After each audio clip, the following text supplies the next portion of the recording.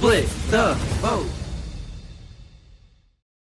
All right, welcome back to another episode of Split the Vote. I am Tim, and we are not in a museum, but there are artful, beautiful, creative moves in this episode.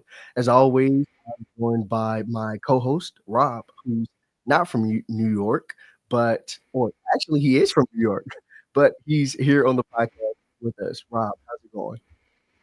I'm doing good, Tim. Yeah, sorry about my week off and everything, but I know last episode was a phenomenal one. Pretty jealous of you being able to talk with Carla and everything too, so I'm just happy I'm here now. Yeah, I'm glad you're here too. And then last week was really great catching up with Carla, talking about so many different things just related to Survivor. I absolutely loved it. And I'm excited to talk about this episode. I want to start off by saying this episode was a little bit of a change from what we've seen before, but also not the same. It's like if you ever been to a barber shop, you get a haircut, and then you're like, you know what? I'm gonna try something risky. I'm gonna like get a little bit shorter, and then nobody can tell the difference. That's kind of what this episode feels like because it is different, but it's also a little bit of the same. But I really enjoyed it. Watched it last night in my apartment, had my sushi as always, and had my little survival ritual enjoying it. How did you enjoy the episode or just thoughts overall?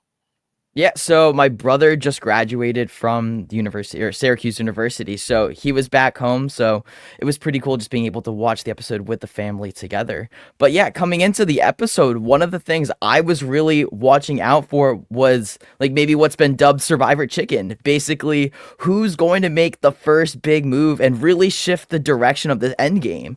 Ever since the Majority Alliance locked things down, we haven't really seen anyone take that risk or shake things up. And we haven't. So, like, I was just coming into the episode just hoping, wondering, is this finally the moment where someone flinches and someone takes a swing and flips the script? And that tension, that build up that we've really felt the last few episodes, like just really had me dialed in, just hoping that this was finally going to be the episode. And it was. It was the moment we've been waiting for, where players were at least ripping off the chains partially, taking the tape off their mouth, stepping into the game with some fire. And that energy shifted from my perspective. I guess we can agree to disagree, but yeah, dude, I'm ready to talk about the episode. Yeah, I'm super excited too. And it does feel like a Survivor quick draw where it's Shaheen on one end of this island, and then there's Kyle on the other end. And it really is only room for one of them going forward because Joe is at this crossroads. He's like, something isn't right. Somebody's lying, and I don't know who. Let me tell you something what happened recently, right? I'm having a conversation with one of my friends, and we're talking about one of our old classmates just saying, oh, like I see they're doing great now. And all of a sudden, a day later, we both got added to their close friends. And we're like, that's suspicious. Like, I don't know what's going on, but it's something weird happening here. I don't know if it was a coincidence or not, or I don't know if it was somebody plotting or my enemies plotting, as Star has said before. So I feel like Joe is also in this position in place of like, I don't know which person is lying, but somebody's lying and something's not right. So I thought that was pretty interesting. Yeah, the spot that Joe is in right now is not an easy one. He's really trying to decipher the truth in the middle of a game full of paranoia, just shifting agendas, and players who are all trying to spin things their way. And the thing is, like, both sides of Kyle and Shaheen make complete sense, which makes this part of the stage of the game so difficult. Yeah, I really feel like when it comes to the people that are left in the game. This is final six, essentially, in some ways, last chance to make a move. It does feel like it is a race at arms for who's going to be able to pull it off first. But I think the difference here is Kyle has Kamilla. Shaheen doesn't have a Kamilla in the game. He didn't have a duo. We didn't see it happen in the pre-merge. And I feel like if there was a final six like this, but it was three pairs of two, I think it would have been completely different for Shaheen's game. But when you have somebody working with you, like a Kamilla for Kyle, it's as if it's a 2v1, which it is in this situation for Shaheen. Sorry. But yeah, I want to talk a little bit about the reward because Shaheen actually won it. Not to my surprise, because I always felt like he could do it. But what was interesting that happened during the episode, in this reward specifically, Joe dropped with Eva. I was confused. When I saw it, I was like, why did Joe drop? Because I knew it wasn't for immunity, it was just for a reward, right? But you still should want to win the reward so you could bring Eva with you. It doesn't make sense for you to drop just because she dropped. It's like, oh, I'm going to drop two out of solidarity. No, you need to win that reward challenge and take me too. If I was Eva in that position, I'm like, why would you drop? It just didn't make sense to me. I think I definitely agree too because the reward this it's a reward challenge. It's not for immunity. You can't put yourself out there and try to win every single challenge. He's already been dubbed a challenge threat. He's won 3 individual immunities up until this point. So why not try to win another challenge? I think maybe the one thing I can think of for like why one person might drop from this challenge is the weight that you carry when making the decision of who are you going to bring and then give that person their loved one's letter. That's it's huge reward. It's the biggest reward of the season, and I guess I understand why maybe a player might not want to be the person in that driver's seat making that decision, depriving those letters from everyone else on the beach. Like I think I would rather get picked for this reward rather than having to be the one to deprive that reward from others. Yeah. I know that he has this alliance, so maybe he's thinking, okay, if somebody in my alliance wins, at the very least, they're gonna pick people from this alliance. But what if that doesn't happen? I don't know if it's like operating from a sense of not entitlement per se, but a sense of okay, predictability. Like this is actually gonna happen. But what if they don't? What if Shaheen would have picked Kyle and Kamilla or Kyle and Eva?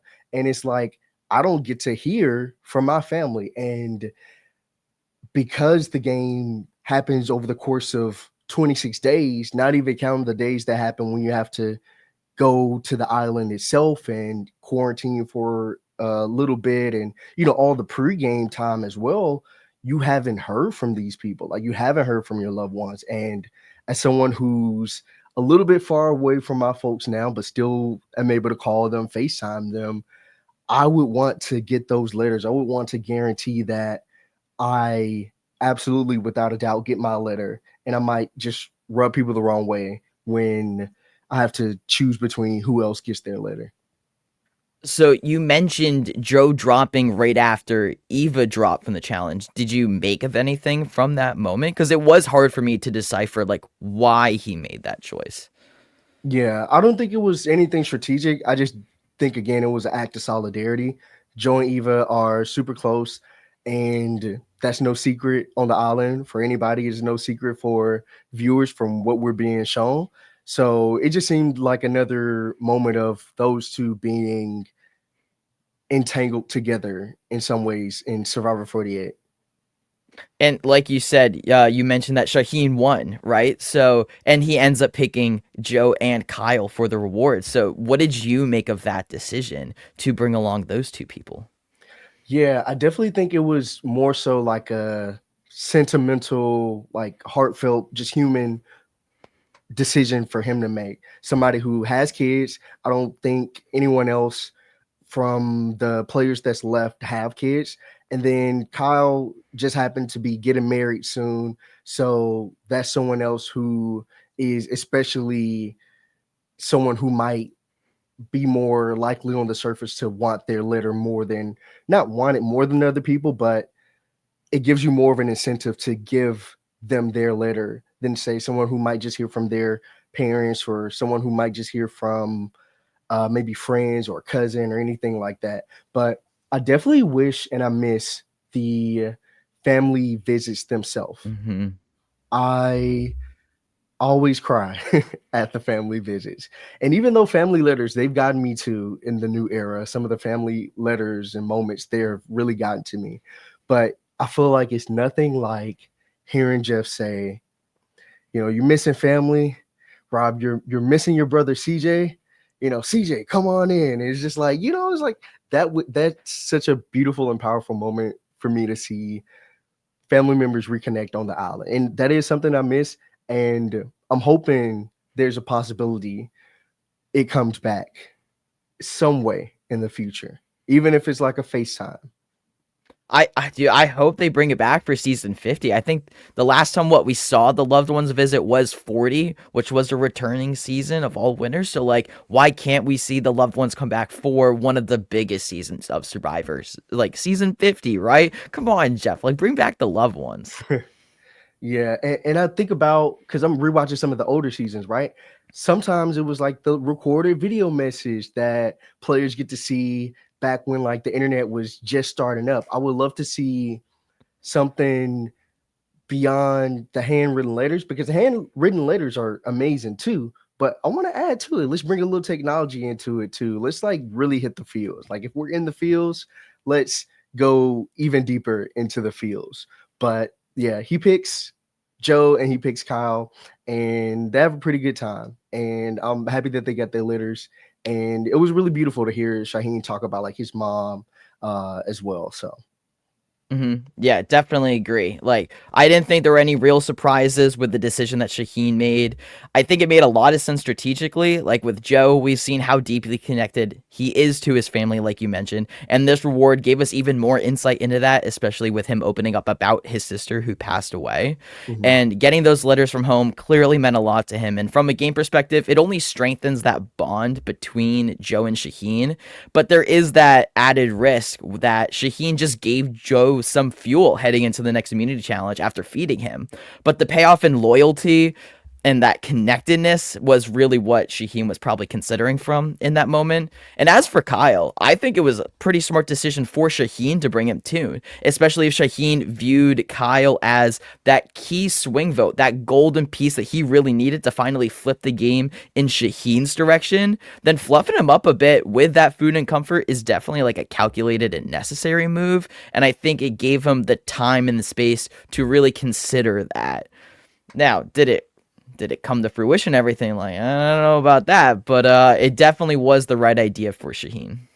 Yeah. And speaking of right ideas, Kamilla is ready to go. She's like, now is the time to make a move. But it feels like to me, Kyle is just slow balling her. He's stopping her shine in a lot of different ways. She really wants to get out Joe, rightfully so. I think Joe is one of the obstacles to Kamilla potentially winning. But I also think Kyle is another obstacle, even though they've been working together the whole time.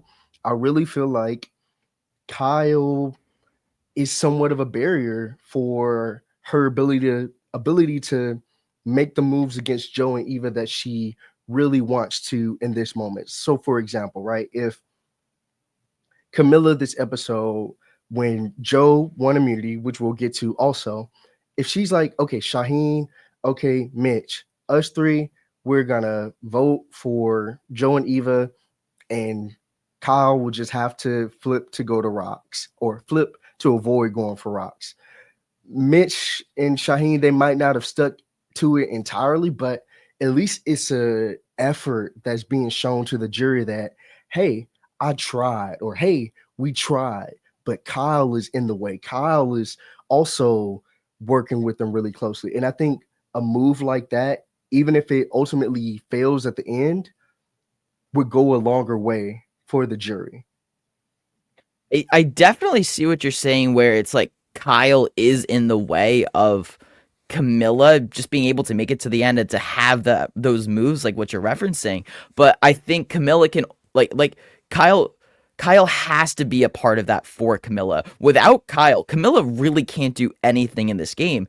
And I think that's why, like, we've been talking about timing, like when to make these moves in the game. And this episode was really the first time that Kyle and Kamilla held power in numbers that genuinely rivaled the original Logie Alliance. Now, like, for sure, like on paper, when you had Kyle, Kamilla, Mitch, Mary, and Star, that did technically like outnumber the original Logie core earlier on, but they didn't have what really matters in Survivor, which is like tightness, that connectedness, the kind of trust that like really comes from real bonds. And when players, like say loyalty on the island, like let's be real, like it's not loyalty. Like loyalty doesn't exist in big groups. It shows up in small pockets, in those duos, in those trios where trust is really built over shared experience and time. And I think that's why Kyle didn't feel comfortable to make those moves like with Kamilla like earlier on, like at final 8 and final 7, because if he had, it would have triggered like that scramble where he couldn't fully control the game. He didn't have those solid allies who he could definitely vote with him once that chaos started. He had Kamilla, but you have other piranhas just trying to feast in the game, and I think a lot of his game would have just been lost just because of that lack of control. But now at 6, it's a completely different story where you can finally use that connection with Kamilla and take advantage of Mitch, who's in a vulnerable position too. Yeah, and I think they do pull it off super masterfully again. We saw it earlier in the season with the Thomas blindside, and they do it again. What I thought was super interesting was how Kamilla essentially is just backing up Kyle's lie. Kyle's like, yeah, Shaheen has this idol, Joe. You better watch out. It's time to get him out of the game. And Camilla's like, yeah, he showed me the idol. It was like beads. And for them to be able to go back and forth together using the same lie, with Joe thinking that they're on opposite sides of the game. So two truths equal Shaheen's one lie that doesn't exist. But speaking of when Kamilla was lying to Joe earlier, we saw a limb fall, almost land on top of Kamilla. And I'm thinking in my head, I'm like, Joe, if you ever been one of those people like, if I'm lying, lightning strike me right now. And it's like, Kamilla didn't say that, but a tree almost struck her. I feel like that was the Survivor guys telling Joe, like, hey, she's lying. We're going to like almost drop this tree on her. So you know who's telling the truth, who's not. And it was kind of dangerous, but a little funny moment that I was like, Joe, telepathically in the past through time, just like take it as a sign. Camilla's lying to you. Yeah, Joe he was listening for the facts, right? But he wasn't just listening for the facts. He's listening and looking for the emotion on the players, but that's a big sign in big bold letters right in front of him, right? But like at like tribal council and even leading up, like he wanted to see who was cracking, who was breaking that eye contact, just trying to figure out like who's telling me the truth right now, because I know someone's playing the game and it's unraveling right now. And he's studying Kyle, Shaheen, Kamilla, just trying to read that raw human response to his questioning, because at this point of the game, that might be the only thing you got left. But like I mentioned before, like Joe's spot is not an easy one right now, because you have to decipher that truth in the middle of the game, like full of paranoia. And I might be jumping ahead a little bit, but I was thinking about like what would I maybe do if I'm Joe and I'm trying to figure out what's going on in the game, like in regards to that like real raw human response. And I think there was a pretty clear move that could have been made by Joe and Eva, which was to split the vote at tribal council. If you know, or at least like believe that you've got Kyle, Kamilla, and Mitch voting together, everyone on the same page, then use that to your advantage. Force the tie between Mitch and Shaheen, because that gives you the chance to see Shaheen's authentic reaction. And then in between that initial vote and the revote, like you can question him, see what he says under pressure, and get that answer in the moment, that real raw human response.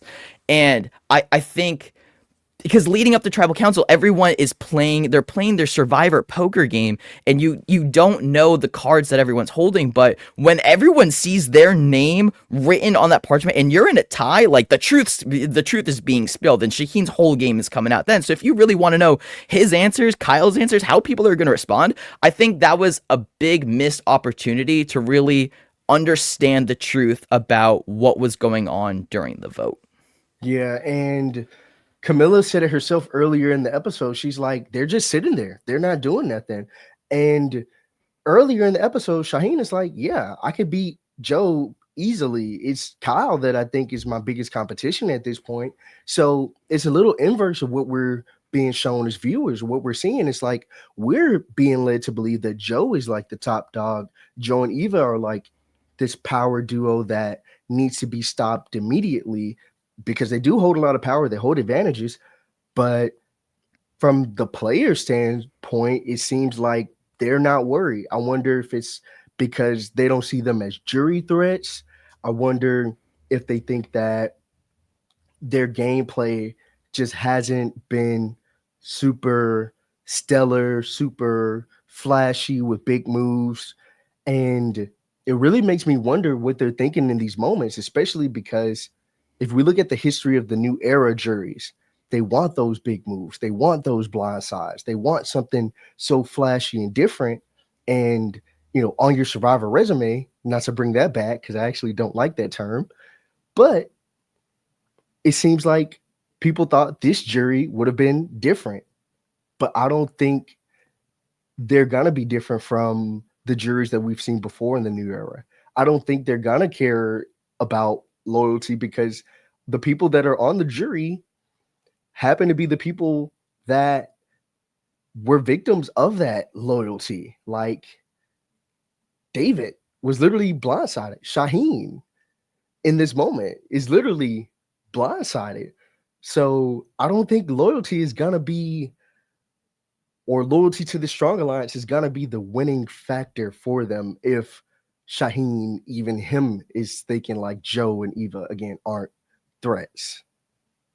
You know, if we're getting rid of Survivor resumes, maybe we got to get rid of loyalty in the game of Survivor, right? Like what I had just mentioned, that I don't think loyalty isn't really like an aspect in Survivor. I think it's more about that tightness, connectedness that really shows up in the small pockets. Like, do you think loyalty still exists in Survivor, or is it just branded as loyalty with deeper meanings and attachments, or just added to it? What do you think?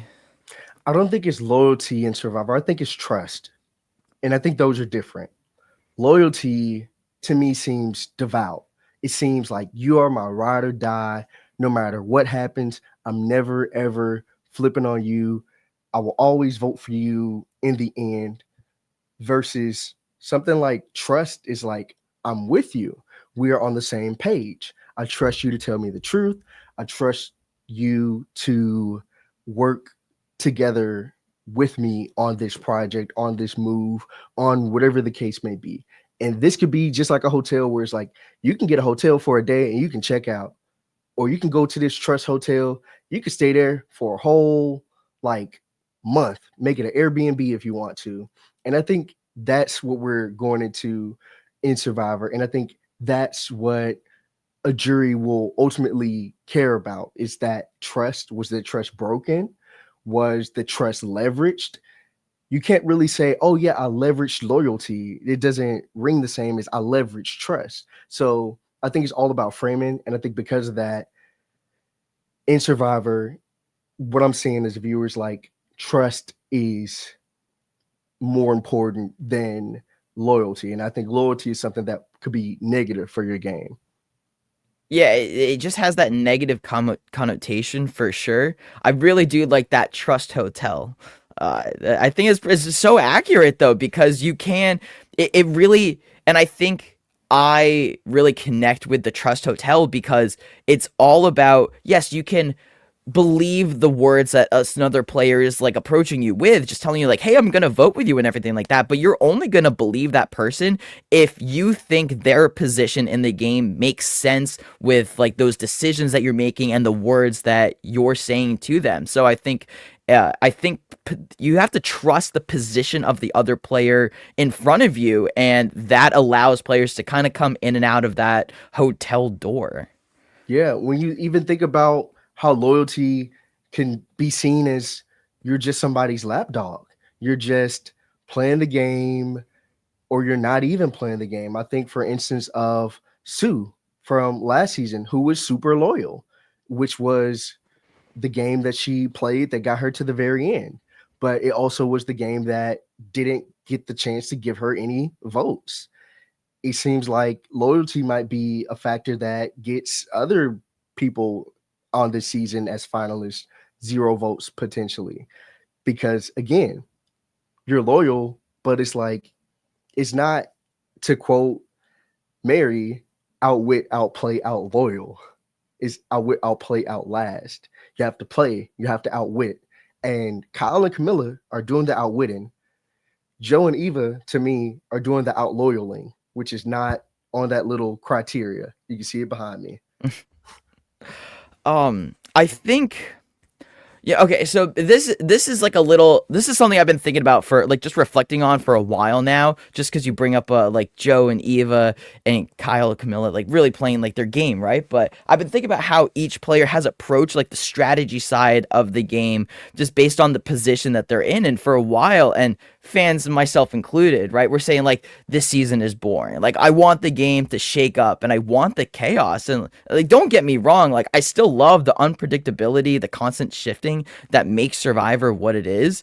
I love seeing players like adapt, evolve just to the changing dynamics of the tribe. But like when I think about it more, I don't think I really want like what I really wanted was just change for change's sake, and what I really wanted was for players to really play their position as well as possible. And I think that's really what has impressed me with Joe, Eva, Shaheen, Kyle, and Kamilla to this point of the game, because they understood their place and their assignment, and I think they've played it so well to this point in the season.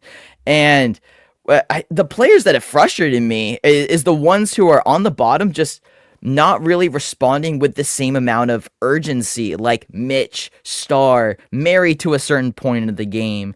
But I've just been waiting for that push from those players, and we just haven't really seen it too. Yeah, and I really think about how each player stands as we go into this end game and what their history of moves in the season has looked like and what their positions have been across all of these tribes and all of these rounds that they've been a part of. And to me, it seems like, for instance, if we're going one by one, like Mitch, for instance, he was always in a relatively good spot, not someone on the outs of his starting tribe, not someone on the outs of a swap tribe, nor was he really on the outs at any point, it seems, during the first half of Merge when he had his more members of his original tribe. He just chose to, vote some of them off of the game. When we look at someone like Kamilla, she's been in some ways at the bottom across the merge. And even in the swap time of the pre merge, she was potentially on the bottom. She put herself there as a facade to allow her to be more fluid in the kind of game that she could play by playing with people on the bottom while having connections to the people at the top. Flipping the script, Kyle, seemingly almost at the top the entire time, had an idol during the pre-merge that he worked with Kamilla to figure out. He had good connections with his original tribe. Going into merge, he's won immunity. He's found himself in this strong alliance with people that aren't even from his original tribe as well. He's someone I think is at the top in some ways, or has always been there. When you think about Joe, again, his one immunity connected to his original tribe, but seems like his place at the top is kind of falling a little bit from grace in that he's being outwitted unbeknownst to him that these moves are happening, that these schemes are being schemed. Eva. Eva has just had advantages, one of which was given to her. And I don't think it was a social game benefit that she was giving it. Well, I don't think it's to the benefit of her social game. I think it was just Star attempted to make a social move, giving her the idol. So I don't think Eva really was ever at the bottom, but she was never really in my eyes at the top. She was more so just there if I'm looking at it from what we've been seeing. Mm-hmm. And it never seemed like it was from her own actions and decisions per se, but more so the web in which she just happened to be entangled on. I'm thinking about how the game would have been different if her and Joe weren't on the same starting tribe. What else could have happened from the gameplay that we've been seeing as evident in this season so far? So, looking at all of these people, I'm thinking about who has done what, and that's my survey so far for the for Hmm. Okay, well, I gotta ask, but going into the finale, how do you think these players stack up against each other? Do you have like a power rankings right now, maybe? Yeah, I think right now my power ranking would be hmm in terms of actual win equity or Tim win equity. Tim win equity being who I really, really, really, really, really want to win, and winner equity being who actually might win. I think let's combine them. Combine them. You Okay, know? okay. Yeah. If we're combining them, then I think Kyle is at the top for me because Kyle is someone who I also really want to win, and somebody who I think actually has a really great chance of winning. He has that connection with Camilla again, and he has good connections with people that are being put on the jury. Next, under that, no surprise, is Camilla. I feel like Camilla is someone who hasn't really been shown a whole bunch, but has this great strategic mind, is a great liar, has actually worked with the people that have been on the bottom and being put on the jury, and hasn't really had to burn people necessarily. Right under that is Joe. Joe has been super dominant in these challenges. He has established this loyalty alliance that people just fell right under to and followed, and actually has a social game from his connection to Kyle, his connection to Eva. He had a connection with Joe, not Joe, sorry. Joe had a connection with Shaheen, and David as well at some point, but it seemed like he's my number three because these things are kind of not going in the greatest direction for him. Then we have Eva, who has had a lot of power through advantages. Yeah. And Mitch, who I think from what we're seeing is having a rough time with really getting his foot in the door in a way that makes him stand out against all the other players that are left in the game. Yeah, I see it pretty similarly, but slightly different. I do think how the game is going to be played, it's going to be very dependent on immunity wins and just who precedes the next vote. But going into the finale and how the players stack up, I do see Kyle as the top dog in this tribe right now. And then I see Joe being the next favorite after Kyle. I think if Joe were to get to the end in the way that he probably would, which would be next to Eva, and then if he wants to bring Mitch along, I think that puts Joe in a lot better of a position to just take out Kyle and Kamilla then. But who knows if he has just his favors indebted to the others. But yeah, so I see Kyle as the top dog, Joe is number two, and then I see Kamilla as the number three option going into the finale, and then Eva and Mitch rounding out the final two spots. Cool. Yeah. Well, speaking about rounding out in final spots, personally, I think it's time to give out a torture award. Would you agree? Definitely. All right. It's time for the torches. So every episode, Rob and I have the torture awards where we hand out an award to a player of our choice. Now, this player could be a player who is someone you really like, someone who made a big move, or you could just randomly give this award to someone. But I want to start off with the only two nominees, in my opinion, from this episode, Kyle and Camilla. Ultimately, I think I'm going to give my award to Kyle this episode. Kyle planted the seeds previously. Kyle has been so connected to the vital players that compose this final six. And I don't see a world in which Kyle is voted out. I think the only way Kyle doesn't get to the final tribal council at this point is if he loses fire against Joe or against Eva or against Kamilla, if it comes down to them facing off against each other. So for those reasons, I say Kyle. Yeah, those are the same two nominees I got for my Torchy Award this week too, and I am also going with Kyle, who pretty much won the bout of Survivor Chicken between him and Shaheen, and I think that's what really gives him the margin over Kamilla too. Exactly what you said, where he's been the one driving the game, delivering information back and forth between the alliances. He's been the real player in the middle of the game, and just by the way things have shaken up, he's on top, and I think he's got a really good shot in just heading into this finale. Yeah, absolutely. So shout out to Kyle for being our Torture Award winner this episode.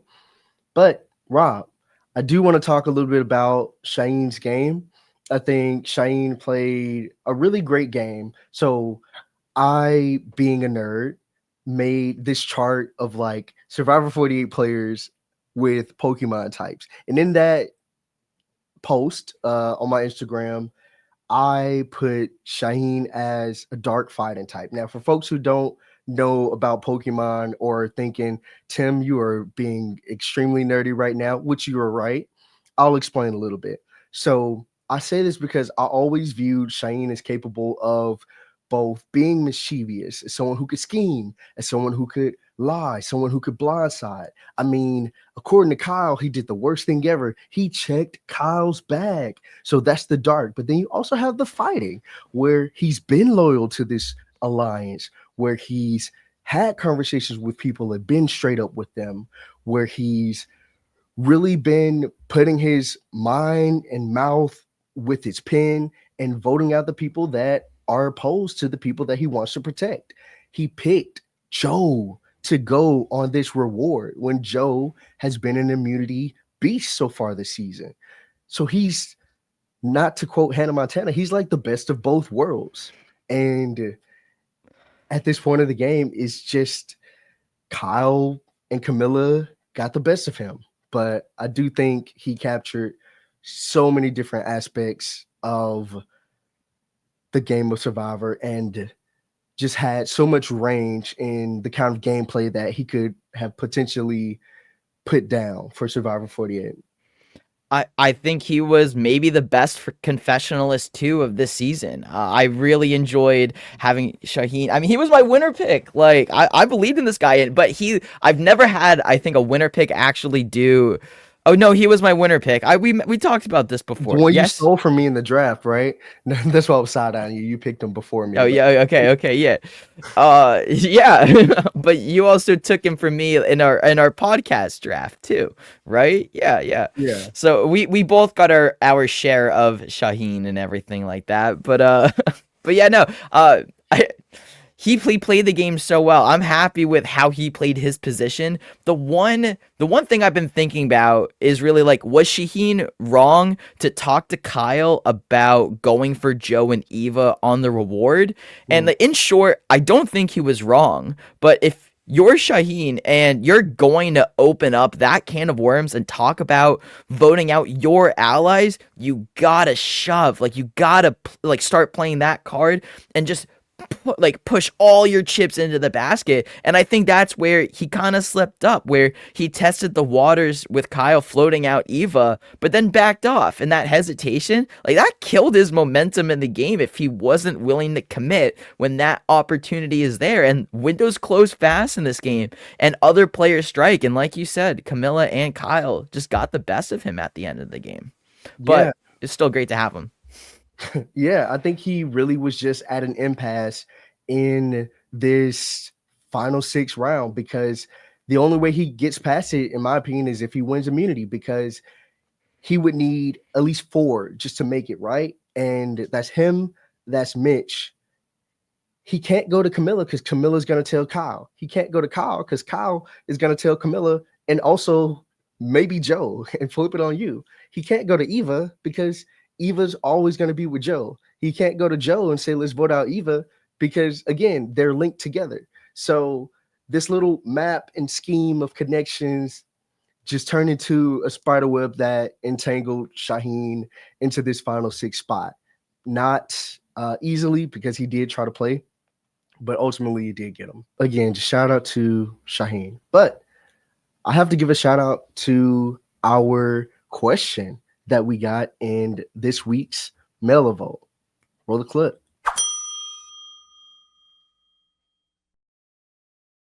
All right, so Chris asks, what was the first season of Survivor that you ever watched, and how does that specific season rank compared to what you've seen since? Rob, what was the first season of Survivor that you watched, and how does it rank?